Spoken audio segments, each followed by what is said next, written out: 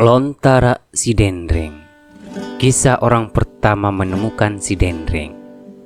Ada seorang Pajung Alomo Sangala melahirkan 8 orang anak laki-laki. Mereka mengendalikan beribu-ribu orang dan memiliki wilayah kekuasaan atau kerajaan. Yang tertua bernama Lamat Deremeng. Dialah yang melahirkan seorang anak perempuan yang diberi nama Bolopatina. Sepeninggal Pajung di Sangala, Lamat Deremeng yang mewarisi dan meneruskan kekuasaan di Toraja. Dia sungguh ksatria.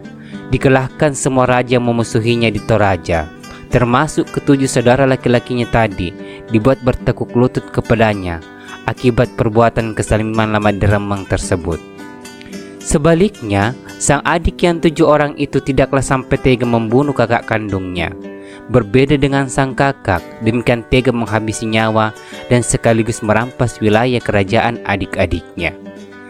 Ketujuh adik tersebut menjadi sama ibu dan merasa tidak berdaya melawan kehendak kakaknya. Sepakatlah semuanya untuk memohon diri pada sang kakak buat meninggalkan tanah Toraja dengan memanggil atau mengikutkan semua pengikut yang ribuan itu. Siang malam mereka berjalan beriringan dengan semua pengikut setianya. Tidak lama kemudian tibalah mereka di puncak sebuah gunung. Tempat ini tidak seberapa jauh dari sebuah daratan. Di sana mereka sama menyaksikan suatu danau. Mereka akhirnya mendekat pada danau tersebut. Namun untuk tiba di dekat danau itu, mereka bertuju si rendeng-rendeng atau tarik-menarik. Turun untuk kemudian mandi bersama. Saat itu ikan-ikan sungai dan juga udang berlompatan. Karena itu mereka pun menangkap ikan. Betapa bahagia hatinya karena demikian banyak ikan sempat ditangkapnya. Dikisahkan bahwa tiada orang yang sempat menginjak danau tepi barat itu. Bersepakatlah ketujuh bersaudara berkata, sebaliknya disinilah kita berkumpul untuk membuka ladang dan menggarap sawah. Kita buka sebuah perkampungan dan memberinya nama kampung Tosirendeng-rendengnya. Ternyata di pusat kampung, sekarang kota Sidendrenglah, mereka pertama kali membuat perkampungan, perladangan dan persawahan. Begitulah sampai mereka mendapatkan hasil persawahan dan perkebunannya. Dalam hubungan itulah mereka membagi 8 kampung Sidendreng tadi beserta warga masing-masing.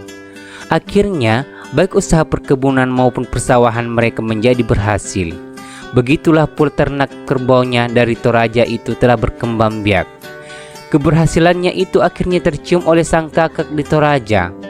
Agaknya Lamat Deremeng sudah lama sekali merindu ketujuh adik laki-lakinya. Malahan sering betul dia menangisi kepergian ketujuh adiknya tersebut. Dia pernah berucap pada putrinya, "Engkaulah menerima dan menjalankan roda kerajaan di Toraja. Saya akan pergi mencari adik-adikku. Saya berjanji pada diri untuk sama hanyut atau sama tenar dalam kebaikan. Sudah tiada ayah ibu yang melahirkan kami. Saudara-saudara sedagingku telah merantau pula dengan seiring selangkah." Siang malam Lamat Deremeng berjalan mencari adik-adiknya. Tibalah ia di Aperita, tempat ketujuh saudaranya terdampar. Sang kakak tiba-tiba menampakkan diri dari kejauhan. Ketujuh adiknya meraih dan membopong sang kakak untuk didudukkan di suatu tempat berbukitan. Mereka menitikkan air mata haru. Ke-8 bersaudara akhirnya berjumpa dan rujuk dalam kedamaian di Aperita. Secara serentak ketujuh bersaudara berucap, "Tinggallah wahai kakak bersama kami di sini. Nantilah kami bertuju dengan segala senang hati mencarikan keselamatan dan juga wilayah kerajaan." Sang kakak menjawab, "Terserahlah engkau bertuju yang mana dianggap paling baik." Berkata kembali ketujuh sang adik kepada Lamat Deremeng kakaknya, "Pilihlah wilayah mana dikehendaki. Engkau tetap kami tempatkan sebagai kakak yang sepantasnya, benar dalam segala gagasan atas kami bertuju sebagai adik." Begitulah sampai dikenal wilayah Aperita Macoa, karena disitulah mula digapai sang Macoa atau kakak. Kemudian nama Sidendreng diabadikan karena waktu pertama ketujuh adik bersaudara tiba di tempat itu, mereka tarik-menarik atau Sidendreng-rendeng. Mereka pula bertuju menjadi sebab mengapa muncul dan berakar kerjaan di Sidendreng di bawah kendari Lamat Deremeng, sang kakak tertua. Ketujuh bersaudara itulah yang menobatkan kakaknya sebagai raja, sampai dikenal legenda. Aperita pula sebagai wilayah pemerintahan pertama. Pada zaman sebagai pemerintahan 7 Raja Sidenreng tersebut, diperkenalkan 5 peran, yaitu pembicara. Yang pertama pembicara Pakkajai, kedua pembicara Pasare, ketiga pembicara Pabalu-balu, keempat pembicara Pasare Palon Rumae, dan kelima pembicara Padare Padengeng. Ditambah kemudian 1 sehingga menjadi 6 semua, yaitu pemelihara Ongkoe. Ini semua dilakukan demi keselamatan dan kesejahteraan warga Sidenreng.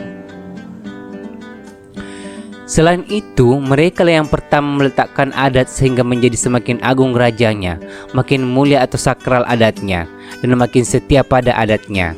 Dibangunkan pula istana atau selasak rajanya. Sudah 8 jumlah raja ikutan orang Sidenreng, 8 pula penggarap sawah, sebab memang dibagi 8 juga golongan warganya.